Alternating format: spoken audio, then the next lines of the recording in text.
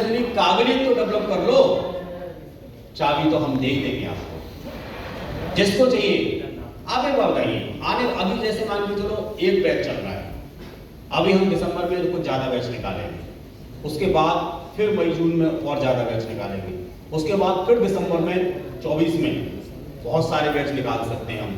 और अगर मान के चलो कि 20 बैच हो गए हमारे पास निकालने के लिए 2024 में दिसंबर में, और एक बैच में लगते हैं 6 दिन, तो 20 बैच में कितने हो गए? 120 दिन। तो मैं घर जाऊंगा भी नहीं, ऐसी घर जाऊंगा कि नहीं जाऊंगा? और अगर मैंने 20 बैच एक साथ निकाले तो क्या मैं बोलने लायक भी रहूंगा? गला कहाँ रहेगा? क्यों नहीं? तो इसका मतलब ये है कि आने वाले समय में जब नेटवर्क बढ़ेगा तो हमारे दिशा ट्रेनर भी बढ़ेंगे। तो हम अपनी चाबी आप लोगों को देने के लिए तैयार हैं, आप अपनी तैयारी करिए, हम आपको वर्ल्ड का टॉप दिशा ट्रेनर बनाएंगे। लेकिन इससे पहले आपको कौन सा ट्रेनर बनना है वो समझ लो। इससे पहले आपको बनना है 8 स्टेप वाला ट्रेनर। 8 स्टेप देना सीखना है, जो अपने वैल्यू पे चलता है, वो सीखे नहीं, डायरेक्ट दिशा की बात करो तो आप कभी बन नहीं पाएंगे। तो आपको पहले 8 स्टेप वाला बनना है, फिर कोर ट्रेनर बनना है। ये समझ लो जो कोर ट्रेनर हो गया वो दिशा को आगे चल के मैनेज कर लेगा। तो कोर ट्रेनर बनना है, कोर के बाद में फिर ये दिशा जैसी चीजें। प्लानर बनना है, प्लान लेना सीखो, एंकर बनना है, और इन सबको बनने से पहले तो एक कुशल श्रोता बनना है। अब सुनते टाइम मोबाइल चलाओगे तो बढ़िया श्रोता नहीं बन पाओगे, बढ़िया श्रोता नहीं बन पाओगे तो बढ़िया वक्ता कहां से बनोगे? सर तुम किसी को नहीं सुनाओ, तुम्हें कौन सा? हाँ, ये गाना भी तो है, तू मुझे सुना मैं तुझे सुनाऊं। तू मुझे सुनाएगा तो ही तो मैं तुझे सुनाऊं। यस। तू ही नहीं सुनाएगा तो मैं कैसे सुनाऊं? या तुम सुनोगे तो मैं सुनाऊंगा, और मैं सुनूंगा तो तुम सुनाओ, है ना? तो चाबी दे दीजिए अपनी, और आपसे बढ़िया और बड़े विद्वान आपके नेटवर्क में आने के लिए तैयार बैठे हैं, बस उनको चाबी दीजिए। यह चीज क्या है जिसे प्यार कहते हैं? हाँ जी, क्या चीज है ये? अब कोई बताएगा? हाँ जी, बताएगा कोई? क्या चीज है ये जिसे प्यार कहते हैं? हाँ, क्या यह चीज क्या है जिसे प्यार कहते हैं?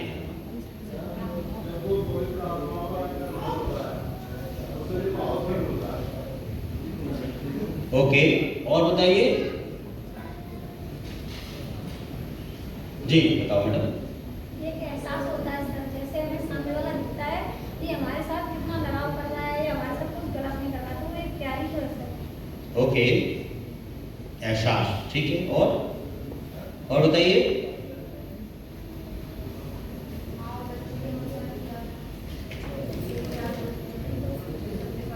हाँ, प्यार तो सही है, माँ बच्चे, पिता पुत्र, पिता पुत्री सब में होता है, लेकिन ये प्यार चीज क्या है?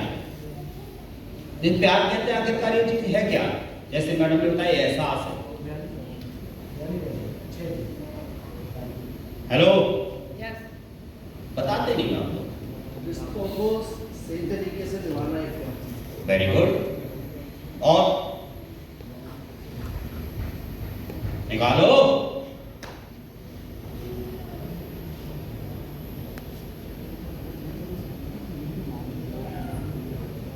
नहीं बोलोगे? अरे बोलिए भाई। हाँ दीपक, बताओ। सर रिश्ते को निभाना, जैसे एक दूसरे पर भरोसा करना, एक दूसरे को समझना। अच्छा, गुड, और बताओ। सर अपने पर का फील होना, फीलिंग्स, अपने पर से फीलिंग होना, कहने का मतलब फीलिंग्स ना, और मतलब सभी रिश्तों में एक फीलिंग्स होना प्यार होता है। ओके, रिश्तों में अपनेपन की फीलिंग्स होना ही प्यार है। ओके, बहुत बढ़िया राम जी। देखिए, जैसे हम प्यार कहते हैं ना, वो सही मायने में आपकी गुड फीलिंग्स ही हैं, आपके एहसास हैं। और क्या है प्यार? और क्या चीज होती है? आपके एहसास, आपके गुड फीलिंग्स और आपके द्वारा निभाए गए अच्छे रिश्ते ही प्यार होता है। और क्या प्यार है? जो रिश्ता आप अच्छे से निभा जाओ वो प्यार है, और जिस रिश्ते को आप अच्छे से न निभा पाओ वो बेकार है।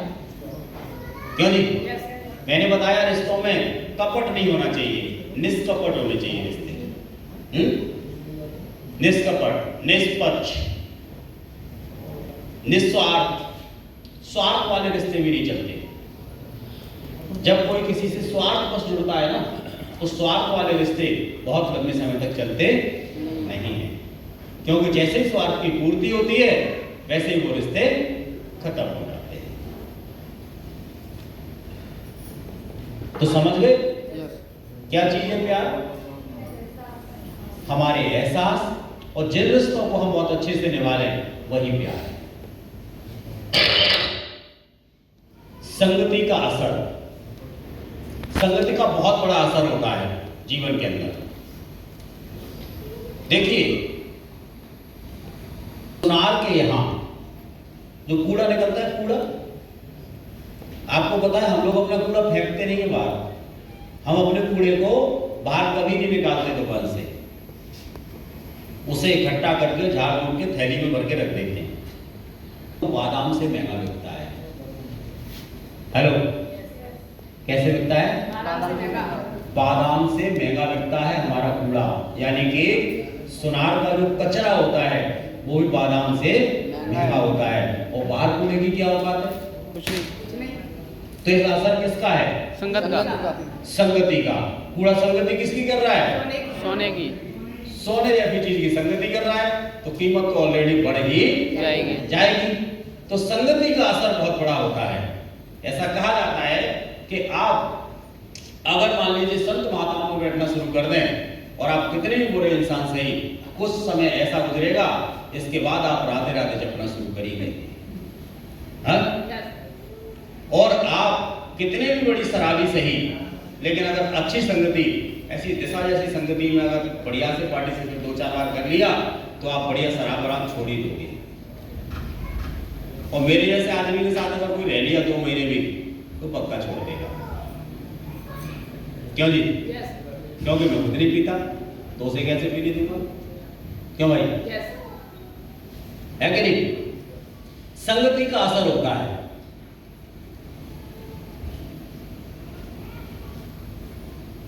हमारे देखिए संगति का असर कैसे होता है। मेरी ससुराल में नॉनवेज वगैरह सारी चीजें बनती थी और खाते थे सारे लोग, तो हमारी वाइफ भी ले लेती थी शादी से पहले। लेकिन जब शादी हो गई आई तो हमारे घर में तो नॉनवेज कोई खाता ही नहीं, हम तो टोटल वेजिटेरियन है। तो संगति का असर ऐसा हुआ कि उन्होंने पिछले 17 साल से आज तक खाया नहीं। तो ये संगति का ही तो असर है। यस, क्यों जी? Yes sir. तो संगति का बड़ा असर होता है। तो संगति हमें कैसे लोगों की करनी चाहिए? अच्छा, तुम कितने भी संत महात्मा से और 4-6-10 शराबियों में रहे, सो आप गाना गाओगे टेक टकीला शॉट, क्या जी? अरे पीना अगर नहीं किसी के ढंग से तो एक आध पैक तो लगाना सीख ही जाओ। संगति का असर होता है। तो संगति का वास्तव में बहुत बड़ा असर होता है। आप अगर दिशा जैसी संगति में रहेंगे तो एक दिन आप डायमंड बन ही जाएंगे, और अगर बाहर जो लोग ऐसा बोलते हैं कि कुछ नहीं होता, उनकी संगति में रहेंगे तो फिर जैसे वो हैं आप वैसे ही एक दिन बन जाएंगे, ये श्योर है। तो संगति अगर करनी है तो फिर एक बात बताइए, सारे लटूरे की क्यों, बढ़िया दमदार आदमी की करनी चाहिए।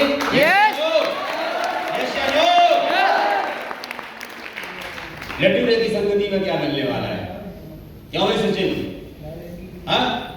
अरे हम कहाँ पैदा हुए, कौन से मोहल्ले में रहते हैं, डज दैट मैटर?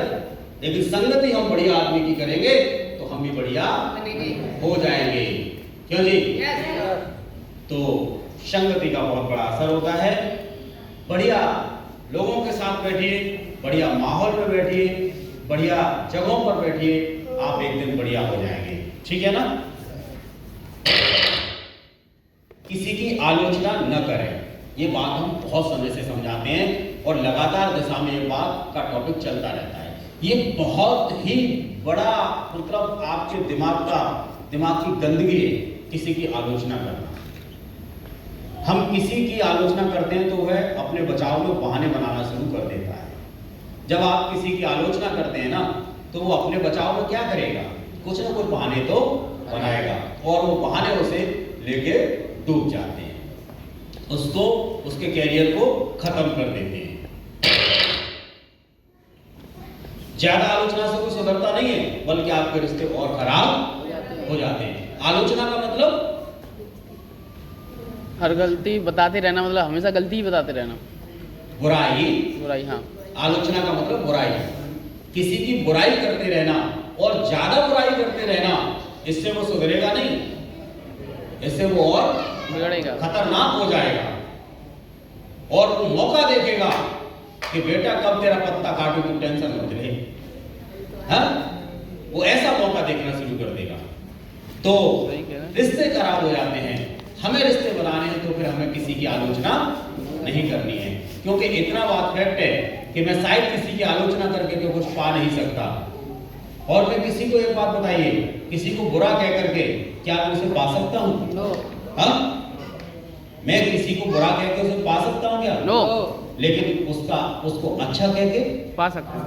चांसेस, मैं पाऊं ना पाऊं, लेकिन चांसेस तो हैं, है कि नहीं है? यस। तो हम किसी की आलोचना ज्यादा नहीं करें, वो सुधरेगा नहीं और रिश्ते और ज्यादा खराब हो जाएंगे। माता पिता द्वारा बच्चों की आलोचना, जिन बच्चों की आलोचना माता पिता करते हैं वो बच्चे सबसे ज्यादा बिगड़ जाते हैं। तो बच्चों की आलोचना नहीं करनी। हम क्या बोलते हैं बच्चों को? तू नहीं सुधरेगा साले, तू कभी नहीं सुधरेगा। तू अपने जीवन में कर क्या पाएगा ये बता? तू कुछ नहीं कर पाएगा। बचपन से लेकर के और जब तक बच्चे हमारे बड़े होते हैं, पर्दा डाल दीजिए, जब तक हमारे बच्चे बड़े होते हैं तब तक हम बच्चों की आलोचना लगातार करते रहते हैं, लगातार। तो हमें बच्चों की आलोचना नहीं करनी, क्योंकि बच्चे हमारी धरोहर है और वही हमारा भविष्य है। पहले तो ये होना चाहिए था कि हम उनका भविष्य बनते, लेकिन हम तो इतने लड्डू थे, क्यों जी? हम तो ऐसे निकले कि हम तो अपने बच्चों का भविष्य बन नहीं पाए। तो कम से कम उनका भविष्य तो मत बिगाड़ो, उनको ही अपना भविष्य बना लो। अब हम तो थे सो थे, लेकिन हम बच्चों को भी क्या बोल रहे हैं? नालायक, निकम्मा, कुछ नहीं करेगा, बेकार है, ये है, वो है, हाँ? इस प्रकार से बात करें। तो जब इस प्रकार से बात करेंगे बच्चों से तो उनका भविष्य खराब कर रहे हैं, तो हम उनका भविष्य तो नहीं बन पाए, क्योंकि हमने तो ऐसा कोई काम किया नहीं जीवन में बहुत बड़ा कि हम उनका भविष्य बन पाते हैं। तो कम से कम बच्चों को अपना भविष्य तो बना लो, बच्चों को ही अपना भविष्य बना लो। तो बच्चों की आलोचना नहीं करनी है। आप सब, हम सब जिनकी भी शादियां हो गई, बच्चे हैं, आलोचना करते हैं बच्चों की? सही बात तो यह करते हैं, हाँ? लेकिन आज के बाद आप अपने बच्चों की आलोचना नहीं करेंगे। पुरानी कहावतें छोड़ दो, अरे कि बच्चों को लाड़ प्यार से रखेंगे तो बच्चे बिगड़ जाएंगे। नहीं, हमें हमारे माँ बाप ने बहुत लाड़ प्यार से सिखाया, क्या हम बिगड़ गए? No no. हाँ? हमारे पिताजी तो ये भी कह देते थे कि बेटा तुमको अगर दारू वारू पीने का कभी मन करे तो एक बोतल इधर ही ले आना, दोनों संग बैठ के पिए। इतने खुले मिजाज के व्यक्ति थे वो, इतने खुले। और एक बात और कहते थे, छुप के कभी मत पीना, हमको बता के पीना। जो करना है वो बता के करना, और अच्छा काम लगे तो कर लेना, बिना बताए कोई दिक्कत नहीं है। ऐसे व्यक्ति थे, बहुत ही खुददार। मैं रियल बता रहा हूं, मेरे पापा मेरे आदर्श हैं। मैंने अपने पापा जैसा इंसान इस दुनिया में दूसरा, इतने आदर्शवादी, इतने खुददार इंसान